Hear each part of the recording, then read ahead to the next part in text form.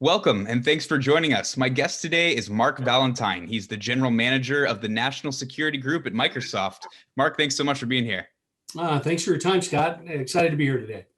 Mark, I think the first thing I want to ask you about is we're talking about cloud these few days here. What is the Defense Department doing well with cloud right now? Yeah, it's a great question, Scott. I think many people look at the private sector and see where they are with cloud, then look at the Department of Defense and think, wow, they seem to be behind the power curve. Actually, I don't think that's the case. I think if you look at the size, the scope, the complexity, and the sheer importance of the department's missions, it's actually moved very quickly. I know that less than 3 years ago, I feel like most of our discussions around cloud computing within the department were focused on kind of fundamental education concepts or the foundations of cloud security. And in just about 3 short years, I've seen the department move out actually very boldly with experimentation across mission sets. And just over that short time, I personally have been honored to work with the Department of Defense across multiple mission areas, whether it was delivering secure collaboration capabilities anywhere at any time using things like Office 365 or Teams, collapsing entire mainframes into our Azure Cloud Computing Fabric so that the department could save money, both direct and indirect costs, using artificial intelligence and machine learning or AI and ML capabilities to support mission outcomes really across a broad breadth of missions, whether that was predictive maintenance of military vehicles, things that were on the ground, trucks, and things that were in the air, airplanes and helicopters, enhancing the capabilities that analysts have, whether that was using cloud computing cognitive services to identify the virtual needle in the haystack from a video or a photo, or aggregating information and surfacing information in a way to support decision systems, and even really to improving weather forecasting capabilities. We went through a project with the Navy on that not too long ago. And then finally, using some of these same tools to enhance cybersecurity. And then, those are just the AI and ML things. I've also seen the department move out pretty strongly on some creating some secure DevOps and DevSecOps capabilities, continuous improvement, continuous delivery type things, if you will, building those pipelines. And then finally, using numerous tools in the mixed reality and augmented reality areas to enhance training efficiency and effectiveness. So, when you add all that up in 3 short years, I think you come to the conclusion that DoD is actually moving out pretty swiftly and pretty boldly with their cloud computing capabilities. Sounds like the Defense Department's been fairly busy with things, judging by what you've said. Can you maybe point to a few of the platforms that they've been using to kind of move this along? I know that Cloud One is something, there's a few others, I believe.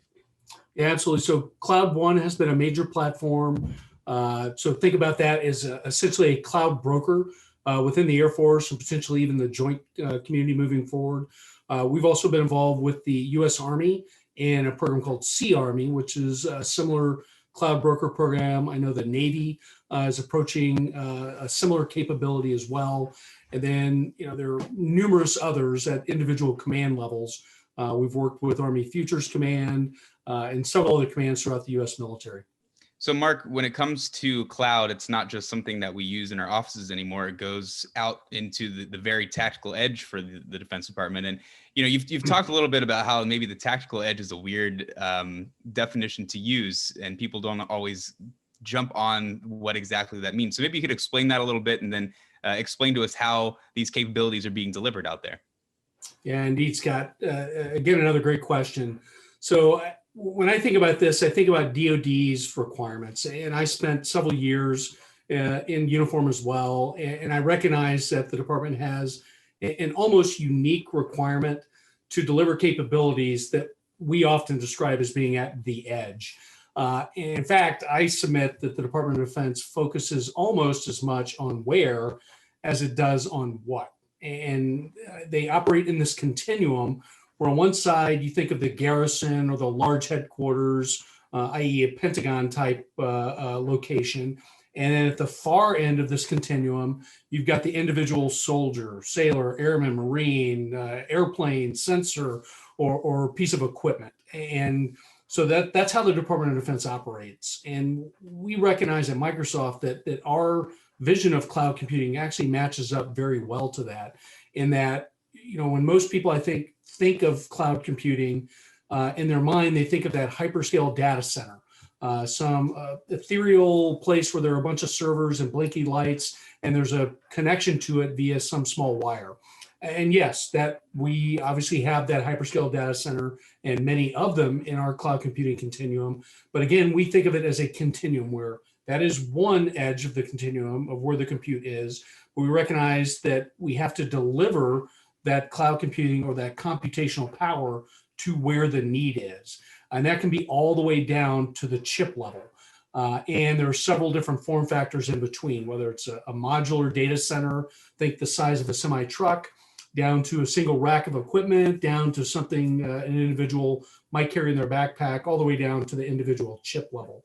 And our vision for that is to create a consistent development experience where one can create an application, a thing, a data source in any one of those environments and move it around so they can deliver that capability to where it needs. And we also recognize, and as a former F-16 pilot myself, there were many times where I was at the edge in my airplane, and there were times when I couldn't connect with other people, whether that was through my radio or data links. And there were other times where I didn't want to connect and show my position. So I think it brings up this idea of what we used to call graceful degradation, where just because I can't be connected to the main data source doesn't mean that I have zero need. I still have plenty of needs, and I need to be able to execute maybe 80%, 70%, some proportion of that capability, and being able to do that is an important factor. So we've kind of designed that into our capability. And, so another thing I'd like to throw in there when we discuss the edge, again, it all comes down to accomplishing a mission.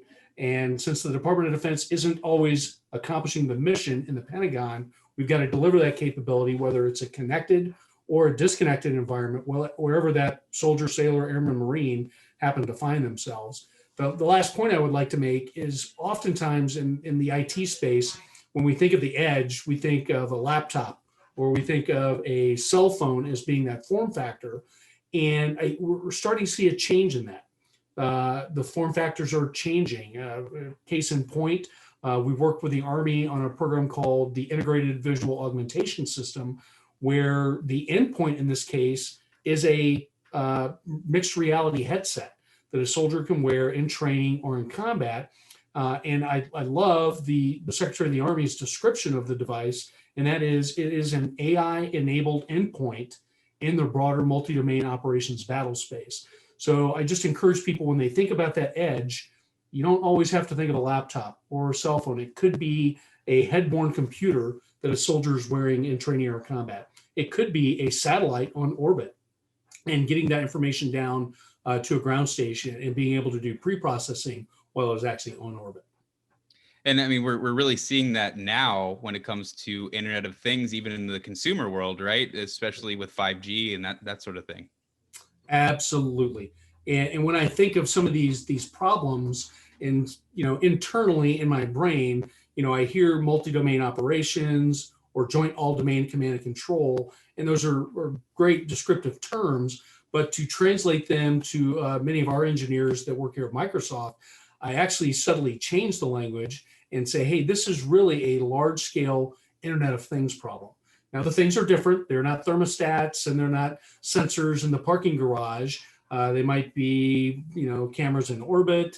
They might be soldiers in the battle space. But at the end of the day, once the ones and zeros are sent to us, the way we process them and what we do with them, it is very similar to an Internet of Things problem. So we talked about all the good stuff. Now let's get to a little bit of the dirt. DoD obviously has challenges going forward, and that's just the way it's going to be forever. There's always something in your way. So what's keeping DoD from getting to the ideal cloud environment that it wants to get to, or even to its next iteration? So, Scott, you bring up a great point about the challenges that we face in cloud computing. And more often than not, when I get into discussing those challenges, I think that we have a fundamental disconnect where oftentimes people are confusing cloud computing and not understanding that it is simply a means to an end, it is not the end. So often when that happens, I like to take a step back and remind people that cloud computing is the how, but the most important thing is accomplishing the what. And if we can continue to focus on those whats, I think we won't limit and box cloud computing into an area where it's only focused on, say, traditional IT type capabilities like delivering email, which are clearly important things. But I talked about Azure Space and Azure Orbital in one of my previous answers. And when you open your mind up and focus on cloud computing enabling the what, you start to realize that with something like Azure Orbital, we are building the substrate that the Department of Defense could build an entire multi-domain operations platform on. And I think these technologies will fundamentally transform how military platforms operate in the near future, whether those platforms are in the air, the sea, land, cyber, or the informational domains.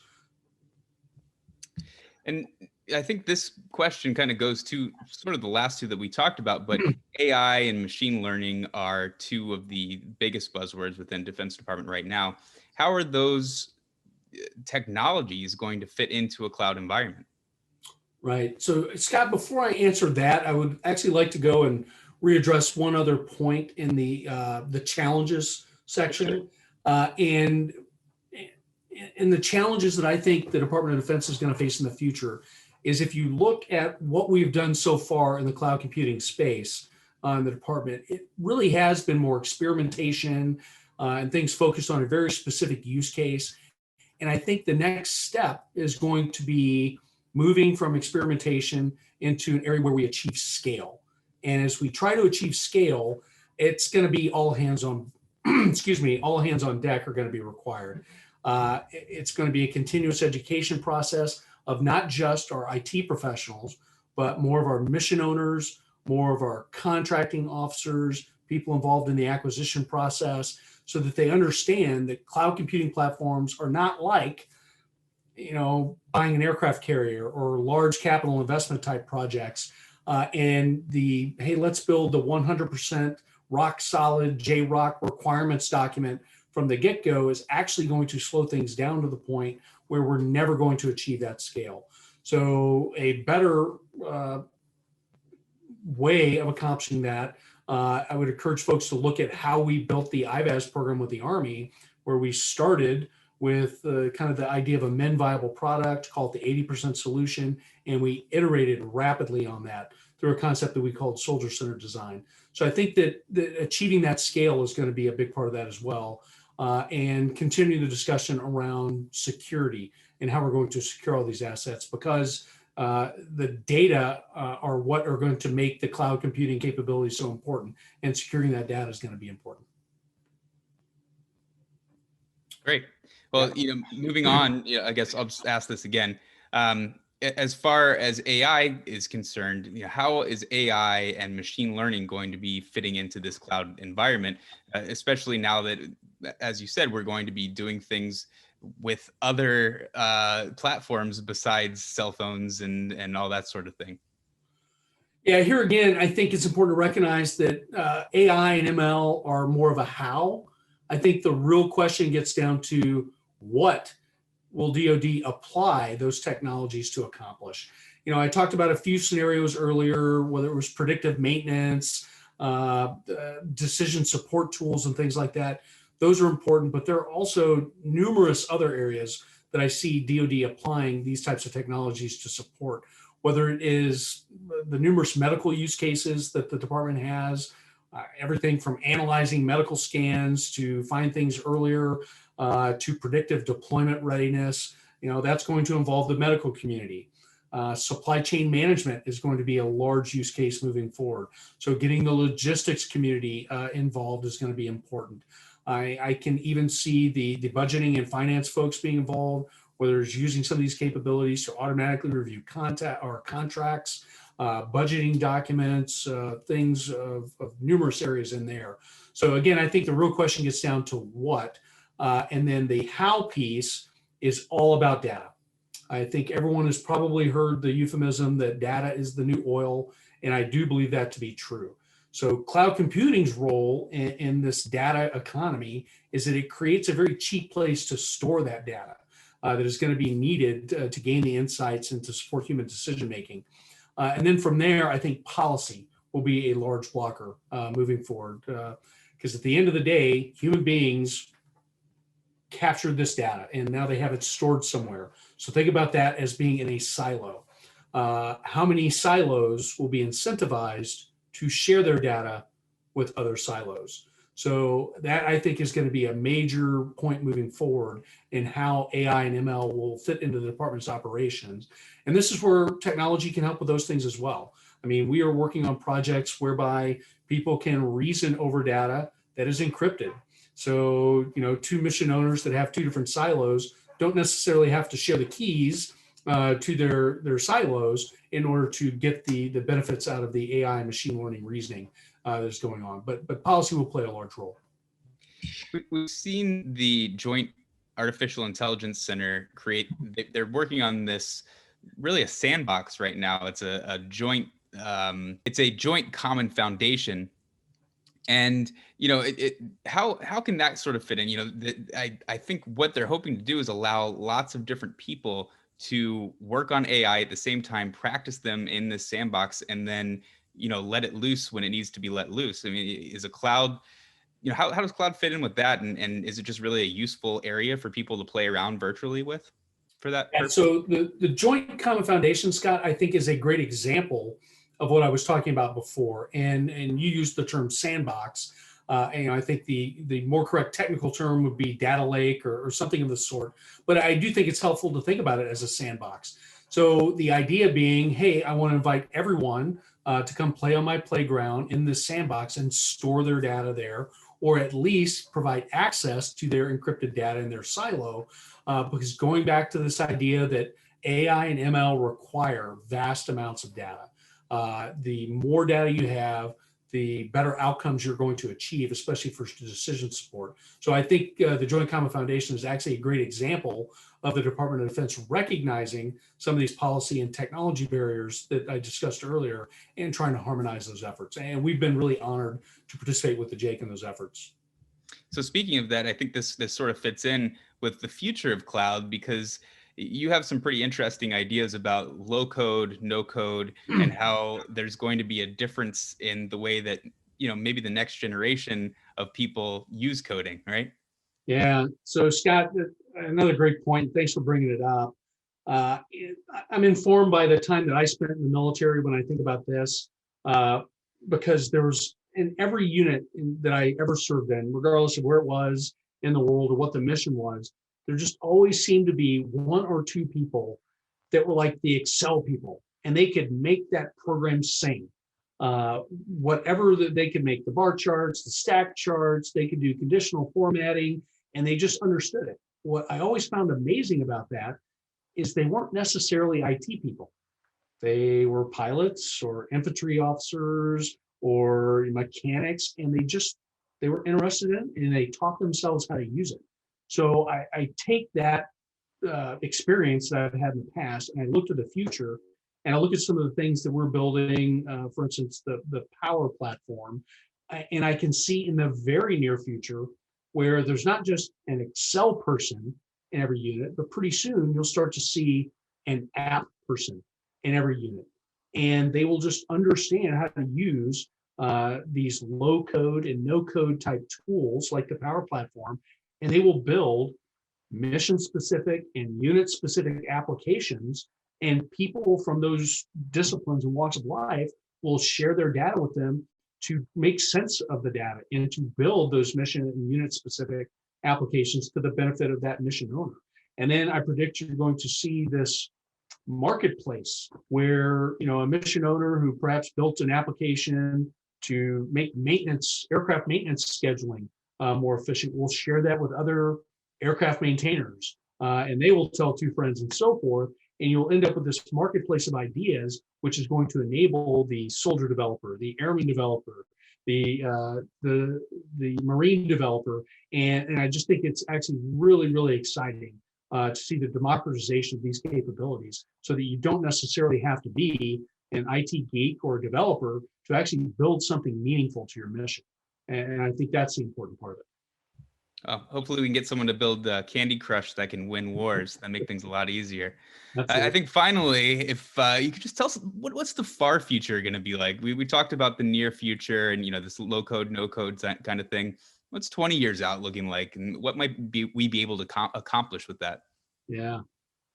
Wow. I think to answer that question, you'd probably be better off talking to a science fiction author. And I admit I'm not one, but I think about 20 years ago where we were. So it's currently 2021. So we're talking 2001. The iPhone didn't exist. So yes, there were cell phones, but think about how you used a cell phone then. Even texting was difficult. You had buttons and you had to hit it 3 times for a C and once for an A. So even those basic things were really, really hard with a cell phone, even though you had a cell phone. So literally that thing was used to make phone calls at the time. Well, fast forward to now, we have iPhones and Samsung devices, and they're not even really phones anymore. My daughter I call her and it's like she doesn't even know how to pick up. The device is a small computer in one's hands, and the things we are doing with those devices now are fundamentally different than what we even imagined back in 2001, which was just a short 20 years ago. So when I look at the future, I'm really excited because I think we're really just at the dawn of operationalizing a lot of these capabilities in the cloud. And the more data that we can store, the cheaper that we can store, the more reasoning we get out of it, the better insights we get out of it. I think we're going to support human beings and support human decision making even more, so we can make better, smarter decisions. I would encourage as we move forward, again, not to just think about cloud computing as, okay, these are business systems, but I think we need to think of them as operational systems, because that's exactly the transformation I've been seeing. Again, less, hey, what am I going to do in a laptop? And more, when I walk into a room with maybe something that looks like these glasses as a form factor, my glasses are able to reason over the room and understand the context I'm dealing with and help me make decisions within that space.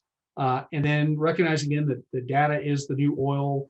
I think we're going to have to continue developing technology, data lakes, et cetera, and more importantly, policies where sharing is actually incentivized rather than protecting. And then the last thing I think we need to make sure is baked in from the very get-go, which means now, and this we've actually been able to work with the department on this, and it's been really exciting, is integrating ethics into these AI discussions at the earliest levels. And we have designed a series of principles and have worked with the Department of Defense, but the fundamental ideas of creating algorithms that are fair, that are accountable, the people that build them are accountable, that we've got some transparency built in so we understand how those decisions are being made, and then securing the data around it. I think those are going to be some fundamental concepts, and we'll make sure that the tools that you and I can't even imagine now are used for good and not for bad. Sounds like sky's the limit as long as we do it carefully. Right. Mark, thank you so much for joining us. It's been a real pleasure. My pleasure, Scott, and thank you, and thank you to WTOP. Really appreciate the time. Mark Valentine's the general manager of the National Security Group at Microsoft, and I'm your moderator, Scott Maucione. You're listening to Federal News Network. And now let me send it back to the studio for more DoD Cloud Exchange.